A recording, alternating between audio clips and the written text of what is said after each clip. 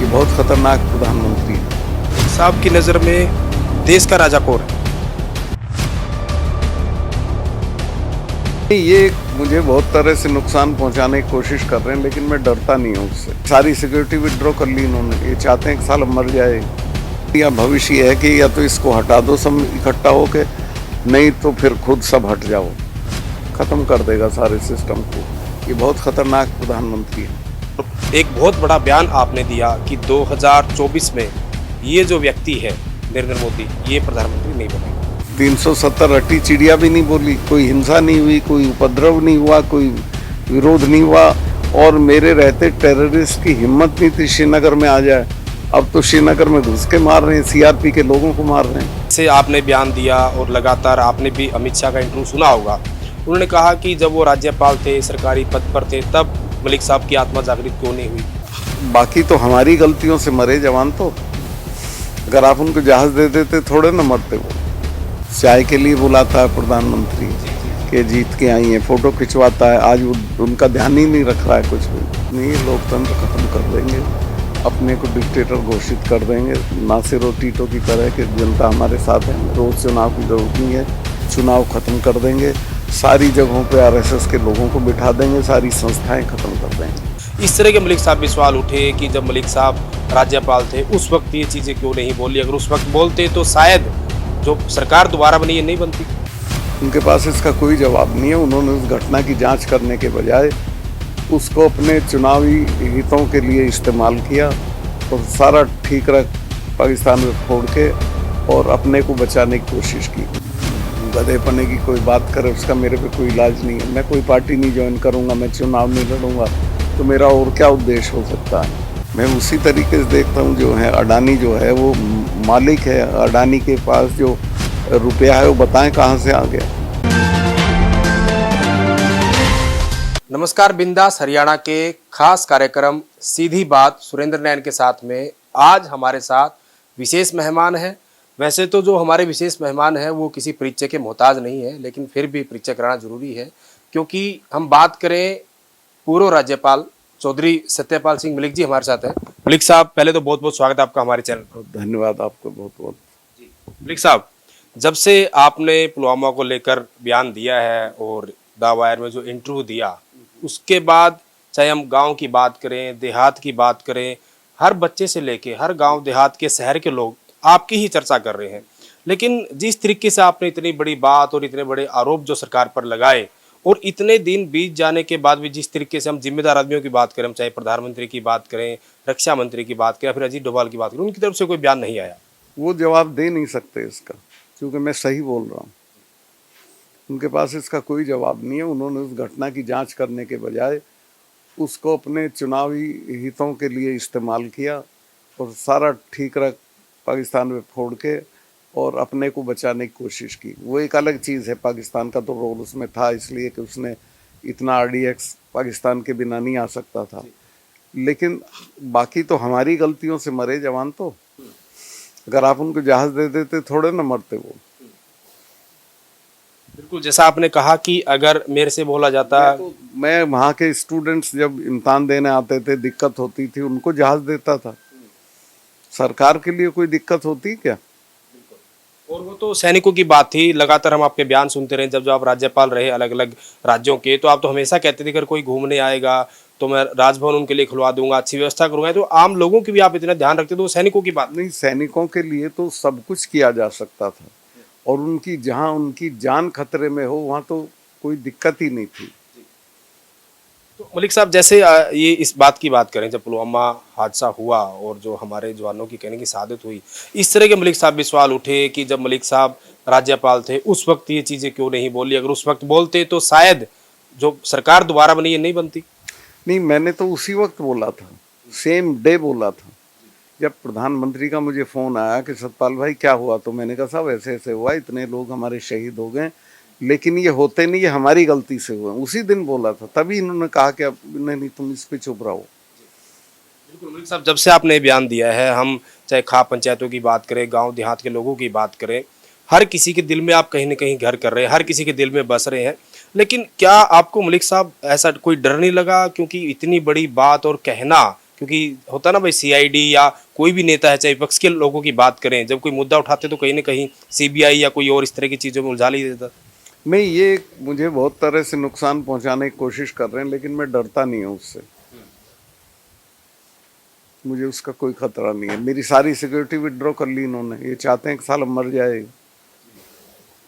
लेकिन लोगों की भावनाएं आपके साथ है। अभी आप कॉन्स्टिट्यूशन क्लब में थे, वहां भी मैं सुन रहा था, और जिस तरीके से वहां एक वक्ता ने बोला आपके बारे में कि जब मलिक साहब ने ये बयान नहीं दिया था, उससे पहले इंटरव्यू के पहले की बात करें तो इतने सारे चैनल, इतनी सारी माइक आइडियां आ जाती थी। अब कहीं ना कहीं वो उनमें तो सरकार ने बुला के उसी दिन शाम को सब चैनल्स कहा कि कोई चैनल नहीं दिखाएगा। सरकारी दबाव में है चैनल सब। ये तो आप जैसी चैनल्स या जो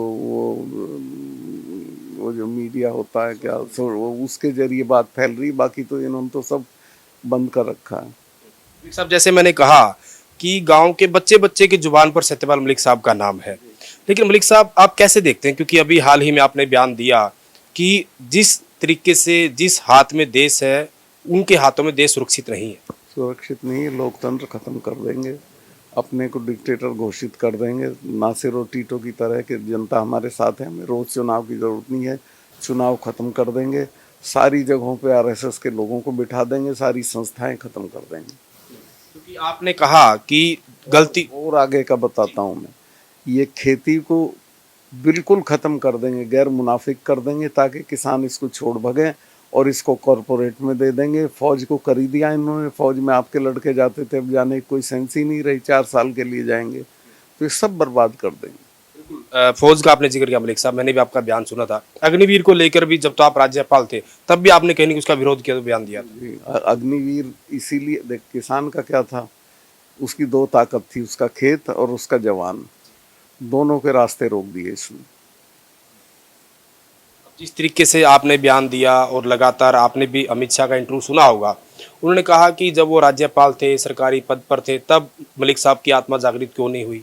तो मेरी तो जागृत उसी दिन थी। अब उनको याद नहीं है तो मैं क्या करूं भाई। जिस दिन ये घटना घटी थी, आप तो पढ़े लिखे लोग, उसी दिन मैंने ये बयान दिया था। तभी तो ये नौबत आई प्रधानमंत्री को ये कहने की कि नहीं चुप हो जाओ। मलिक साहब, जो हादसा हुआ हालांकि बहुत दुर्भाग्यपूर्ण था, और इस तरह की और भी चीजें हैं। एक तरफ जहां कहीं ना कहीं प्रधानमंत्री नरेंद्र मोदी बेटी बचाओ बेटी पढ़ाओ की बात करते हैं, भ्रष्टाचार मुक्त भारत की बात करते हैं, इनके दावे और असलियत कितना फर्क देखा। कितना क्या धरती आसमान का फर्क है। इनके कहने और करने में कोई रिश्ता ही नहीं है। जैसे आपने जम्मू कश्मीर में आप लंबे समय तक रहे, किस तरह के हालात वहां थे आपके रहते, क्योंकि आपने कहा कि जैसा मेरे रहते तो जब 370 हट्टी चिड़िया भी नहीं बोली, कोई हिंसा नहीं हुई, कोई उपद्रव नहीं हुआ, कोई विरोध नहीं हुआ। और मेरे रहते टेररिस्ट की हिम्मत नहीं थी श्रीनगर में आ जाए। अब तो श्रीनगर में घुस के मार रहे हैं, सीआरपी के लोगों को मार रहे हैं। जिस तरीके से सैनिकों पर पत्थर मारे जाते थे, वो इस तरह की एक्टिविटी सब बंद हो गई थी, नई भर्ती बंद हो गई थी। सरकार का जो रुख है, जिस तरीके से अभी चुनाव, कर्नाटक का चुनाव चल रहे हैं, और जिस तरीके की बात की जाती है, राजनीति जिस दिशा की तरफ जा रही है, मलिक साहब कैसे देखते हैं आप भविष्य को। मैंने बता ही दिया, भविष्य ये है कि या तो इसको हटा दो सब इकट्ठा होके, नहीं तो फिर खुद सब हट जाओ। खत्म कर देगा सारे सिस्टम को। ये बहुत खतरनाक प्रधानमंत्री है। क्योंकि मलिक साहब, जैसे आपको लेकर जहाँ कहीं ना कहीं लोग आपके साथ है भावनात्मक रूप से हर तरीके से, वहीं कहीं ना कहीं नेगेटिव लोग भी होते हैं। कुछ लोग इस तरह की बात भी मलिक साहब कह रहे हैं कि जैसे आप राज्यपाल थे पहले, अब कहीं ना कहीं आपका कार्यकाल पूरा हुआ, आगे की राजनीति कैसे करें, इस तरीके से, इसके लिए मलिक साहब इस तरह की बातें बोल रहे हैं। इस तरह के आरोप भी, चर्चाएं होती है। भाई चर्चा जो गधेपने की कोई बात करे, उसका मेरे पे कोई इलाज नहीं है। मैं कोई पार्टी नहीं ज्वाइन करूंगा, मैं चुनाव नहीं लड़ूंगा, तो मेरा और क्या उद्देश्य हो सकता है। जिस तरीके से आपने विपक्ष की पार्टियों का जिक्र किया कि सबको एकजुट होना चाहिए, एक साथ आना चाहिए, और एक बहुत बड़ा बयान आपने दिया कि 2024 में ये जो व्यक्ति है नरेंद्र मोदी, ये प्रधानमंत्री नहीं बनेगा। हाँ, नहीं बनेगा। ये हार जाएगा अगर एक के मुकाबले एक कैंडिडेट खड़ा हो जाएगा तो। थोड़ा विस्तार से बताएं लोगों को भी, उसका क्या फॉर्मूला। फार्मूला ये है कि जहां बीजेपी का उम्मीदवार हो, उसके मुकाबले किसी भी पार्टी का हो, एक हो, दूसरी पार्टी ना लड़े वहाँ, तो ये हार जाएगा।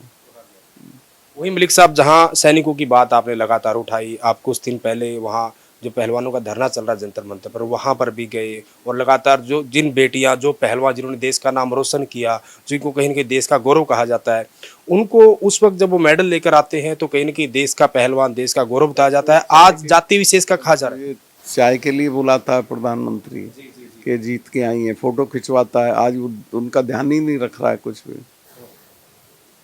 अब जिस तरीके से आप प्रोग्राम की बात कर प्रधानमंत्री नरेंद्र मोदी की, उन्होंने 100 एपिसोड मन की बात के पूरे कर लिए गए हैं, लेकिन जैसे साक्षी मलिक ने कहा, विनेश फोगाट ने कहा कि अगर मन की बात ही करनी है तो हम लगातार यहाँ बैठे हमारे साथ करें।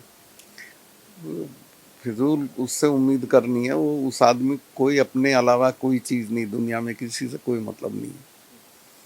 मलिक साहब, जैसे आपने किसान आंदोलन में बड़ा बेबाकी की तरीके जब तो आप राज्यपाल थे उस पद पर कहीं ना कहीं, तो वहाँ भी आपने बोला कि किसानों से या फिर सिखों से पंगा लेना ठीक नहीं है, ये वो कौम, आपने पूरा विस्तार में बताया।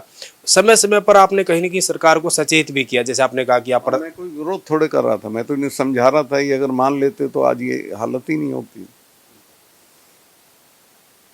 एक आप बार बार जिक्र करते हैं कि किस तरीके से आरएसएस के लोगों को कहीं ना कहीं भर्ती किया जाता है। सब जगह सब इम्पोर्टेंट पोस्ट पे आरएसएस के लोग बैठ गए हैं। विपक्ष जिस तरीके से कहीं ना कहीं घोटालों का मुद्दा उठाती है, चाहे हम राहुल गांधी की बात करें, अंबानी, अडानी, इस तरह की चीजें आती है, आखिर आप इनको किस तरीके से देखते हैं? मैं उसी तरीके से देखता हूँ, जो है अडानी जो है वो मालिक है, अडानी के पास जो रुपया है वो बताएं कहाँ से आ गया। मलिक साहब की नज़र में देश का राजा कौन है? देश का राजा तो अब अडानी है असली,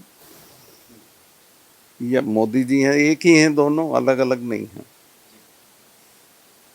कहीं ना कहीं जिस तरीके से कहा जा रहा है, जो बीजेपी के नेता, वरिष्ठ नेता आपके साथ भी रहे हैं पहले, कि कहीं ना कहीं कैसे भारत को मजबूत किया जाए, जो रक्षा मंत्री की हम बात कर रहे थे उनकी बात थी कि पहले जिस तरीके से पहले की जब सरकारें होती थी, जो विदेशी देश है, कहीं ना कहीं खास पाकिस्तान की ही बात करें तो हमारे सैनिकों के सिर कट कर आते थे, इस तरह की चीज़ होती, लेकिन हमने कहते वो बदलाव कर दिया है, अब जो भारत है वो मजबूत हो गया। कहाँ बदलाव कर दिया है? अभी मारे हैं वहाँ राजौरी में 5 सिपाही मारे, हमारे 5 सिपाही 5 दिन पहले ही मारे हैं। मलिक साहब, एक अंतिम में क्योंकि इस तरह की बात आपके इंटरव्यू काफ़ी हो चुकी है, वो सब लोगों ने देखे भी हैं, हमारी भी इच्छा थी आपसे बातचीत करें, अगर आप थोड़ा सा समय और हमें दें कि आपके थोड़े राजनीतिक जीवन की चीज़ें, क्योंकि आप शुरू से ही जहाँ तक मुझे जानकारी है 26 साल की उम्र में, जी शॉर्ट में, जैसे 26 साल की उम्र में आप विधायक बने, आप राज्यसभा सांसद रहे, लोकसभा रहे। मैं सबसे पहले तो कॉलेज में प्रेसिडेंट रहा यूनियन का, वहीं से मुझे चरण सिंह जी ने पिकअप किया और एमएलए लड़ा दिया। वो सीट वो जीत नहीं रहे थे, पिछले 3 चुनाव से मैं जीत गया। उसके बाद मैं एमपी रहा, राज्यसभा में रहा, मिनिस्टर रहा, फिर मैंने बोफर्स के सवाल पे राज्यसभा छोड़ दी थी, फिर चुना गया, फिर मंत्री रहा, फिर मैं गवर्नर रहा 5 जगह। तो मलिक साहब, बहुत बहुत शुक्रिया आपका बात। धन्यवाद, आप बहुत मेहरबानी। मलिक साहब का स्वास्थ्य भी कहीं न कहीं बिल्कुल ठीक नहीं है, और फिर भी मलिक साहब ने हमारे गुजारिश पे, आग्रह पे हमारी बात को माना और हमें मौका दिया, और जो सवाल लगातार जिस तरीके से उठाए जा रहे हैं, और जैसा मलिक साहब ने कहा कि सिर्फ सोशल मीडिया को छोड़कर या फिर आम लोगों को छोड़कर कहीं न कहीं जो जितने बड़े आरोप, जितनी बड़ी चीज़ें, या फिर यूँ कहीं जो सच्चाई इन्होंने बताई है, उसको लेकर सरकार के कान पर अभी तक भी कोई जू नहीं रहेंगी। इतने दिन हो गए हैं, ये कोई छोटा मामला नहीं था, लेकिन जैसा आपको सबको पता है कि हर किसी की जुबान पर, जब से मलिक साहब ने वो मुद्दा उठाया, हर किसी की जुबान पर सिर्फ यही मुद्दा है कि आखिर इतनी बड़ी चूक, और उस चूक का चुनाव में जिस तरीके से फायदा उठाया गया, ये तमाम की तमाम चीज़ें किसी छुपी हुई नहीं है, और मलिक साहब तो बेबाकी से इन चीज़ों को बार बार कहते भी हैं। इस बार इस मुलाकात में इतना ही। अगली बार हम मलिक साहब से फिर एक विस्तार से बातचीत करेंगे, और मलिक साहब को लेकर जितनी भी चीज़ें हैं, जब राजनीति इन्होंने शुरुआत की छात्र जीवन से ही, और वो सारी की सारी चीज़ आपको अलग से एक उसका इंटरव्यू में आपको जरूर बताएंगे। वीडियो जर्नलिस्ट विकास कुमार के साथ सुरेंद्र नैन, बिंदास हरियाणा।